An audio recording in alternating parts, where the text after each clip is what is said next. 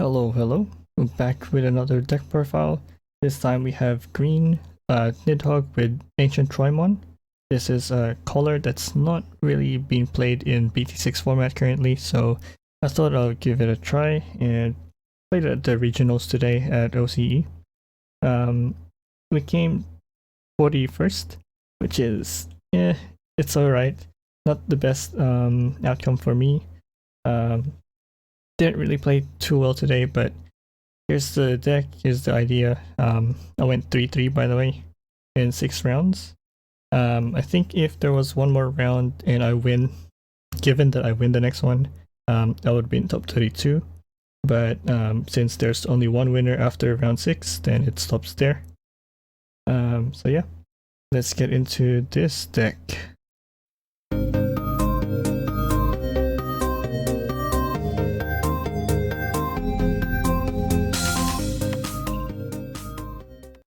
Of course, we'll start with the eggs, playing 3 Pinamon and 2 Argomon. Today I think I really liked Argomon better than Pinamon. Pinamon sometimes comes up when you're attacking your opponent's Digimon, you draw 1. But I think moving forward I'll probably either replace it with more Argomons or just the DP boosting ones. Because sometimes we want to swing over something but our Digimon's too small. So you don't get to draw 1 anyway, because if you do, you'll probably crash. And that's not too worth it. And we'll just try and get the draws from other means in the deck. And I'll go through those changes as well. Just keep in mind, this deck is still pretty new. I only recently built it, so take all the text and ratios with a grain of salt, because you can change it up how you want, and I'll also provide some ideas that you could probably use or change up with the deck. So we go to rookies, playing the 6-2-0 vanillas, 4 Goblin, 2 Argo. You can mix and match whatever you want. It's just 6 2-0s. Because it's still really good. The green is meant to be a memory efficient deck with the downloads at cheap cost, so we try to keep that as much as possible. Then we have 2 Terriermons. A lot of decks running around that gain memory this format, especially with the blue Hammer Sparks, and memory boost is also there for every single color at the moment. So he helps there. We have 2 Bakumon. When attacking, if my opponent has 2 or more suspended Digimon, I'll gain a memory. So more memory gaining effects here. Just to be more efficient with our memory in this deck. Helps you with the amount of memory you have and the cheap cost, it helps you build your boards pretty quickly. So yeah, it's pretty good there. Especially we're playing AncientTroymon. If your opponent does go wide, but in this format, not many people really know what Troymon does. So if they do go wide, you can take advantage of it. But once people start realizing what it does, then we'll probably replace it with something else, because they'll play around not building wide boards. And yeah, in that case, you can remove this for something else. Then we have 3 Tentomons, just for consistency. It's very similar to Nidhoggmon, but it could miss. It's not entirely the same as the Nidhoggmons, but still pretty good. Most of the time, we have a lot more Digimons in the deck than options or Tamers, so most of the time it will hit a Digimon, so it will replace itself. Then we have for level 4s, for blocker Kabuterimon, again just the cheap 1 cost evolutions, and also blocker, it helps. And then we are playing AncientTroymon, which is surprisingly in the hybrids, so we are playing hybrids. We have 3 Arbomon and 1 Petal Dramon. this is pretty much just your Lobomon or Agunimons in the red and blue decks, so why not play that? And one Petaldramon is just the alternate level 4 hybrid, and he has piercing. So if AncientTroymon dies, you can play any of these. These are our only targets so far. We don't have a rookie like them, like blue and red, in Strabimon and Flamemon. So this is our best play after AncientTroymon dies. And just to finish off the level 4s, we just have 2 Weedmon and 1 Vegemon. We do have Digiburst effects. So Weedmon helps with just gaining the memory, making it cheaper, or gaining memory when you Digiburst. And Vegemon, yeah, this is just a flex spot, so I just chose the cheapest and vanilla level 4. So that's what I have there. You can play whatever you want in that spot, or change this lineup however you want. Level 5, Lilamon. Yep, just helps you control the board. You can suspend Digimon's attack over it and trigger the egg, like I said earlier. Or just trying to control the board in general. And the inherit also helps when you're attacking with your level 6s to suspend a Digimon, and then maybe another of your Digimon can attack over those. Then we have Digisorptions. We have only 3 Blossomon. We're going with 8 level 5s time. So the 4th one is the Argomon with the inherit, because it's only at 1. Otherwise that would be the opposite ratio. There'll be more Argomons than Blossom, but this is all we get so far.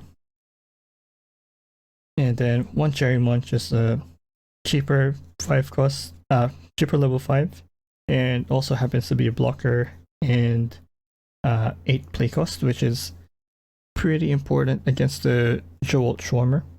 So pretty much only the Blossomons die to that in my level 5 lineup. But if this could have been the Argomon if it wasn't at 1.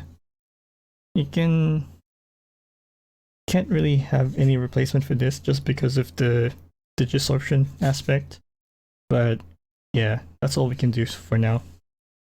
Then of course level 6 for AncientTroymons.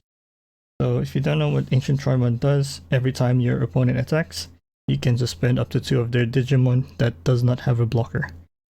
So every time they attack, you just suspend the other 2. It comes up really well against decks that unsuspend themselves, so the Gabobon especially. So once they attack the first time, use their effect. Because of the timing of the effects, turn player's effect goes first, so they unsuspend, and then your effect goes through, which is to suspend it again. And then if they have the Gabumon underneath, they can't use that anymore. So you can only use 1 because they've already passed the effect priority at that point, if that makes sense. But yeah, it pretty much stops the multiple attacks from the Gabumon deck. And if they have other rookies as well, you can suspend them at the same time, because it's up to 2 Digimons that you can suspend. And it's not once per turn, so if they go really, really wide, they attack with 1, suspend 2. They attack with another one, you can suspend 2 more. So, pretty good. And it has the same on-deletion effect as the other ancient cards from red and blue, that you can play a level 4 lower hybrid when it's deleted. Then we just have 3 Nidhoggmons. Still a pretty good card in general. That rookie rush bond type of decks go wide a lot of the times. Just when they're trying to dig for their pieces, for example Strabimon, or just playing the Gabumon promo or the draw Gabumons. You can just Nidhogg that and put them all back to the bottom. Then 2 Chaosmons for level 7s. Chaosmon's still really good. just after your Nidhogg's already done its job, and it's pretty much just a 13k vanilla. You can have an extra attack with piercing with the Chaosmon. And this also comes up in the Beelstar matchup because the level 6 becomes level 7, so it's no longer vulnerable to the fly bullets. So yeah, just have the Chaosmon there. Then we go Tamers. We have 2 Mimis, 1 Izzy, and 3 of them together. So this was pretty much the idea for the deck, which is to evolve your level 6s for free, because all of the level 6s for AncientTroymon and Nidhogg are 5 cost, so they're pretty expensive to evolve. So what this card does is when you attack with your level 5, you can suspend this to check the top 3 cards of your deck, and if there's a level 6, you can evolve your attacking Digimon into that level 6 for free.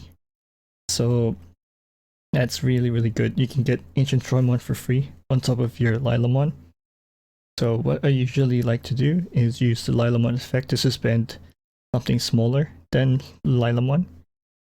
Use the Lilamon to attack over that Digimon, and then use the Izzy and Mimi effect to reveal the top 3.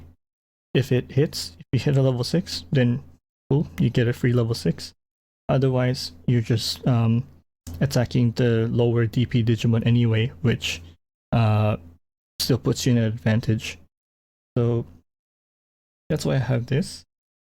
The Izzy, just to keep my hand size high in accounts, just try to keep refilling your hand because I somehow found myself running out of cards in hand pretty quickly, playing the rookies or hard playing cheap level 4s in some cases.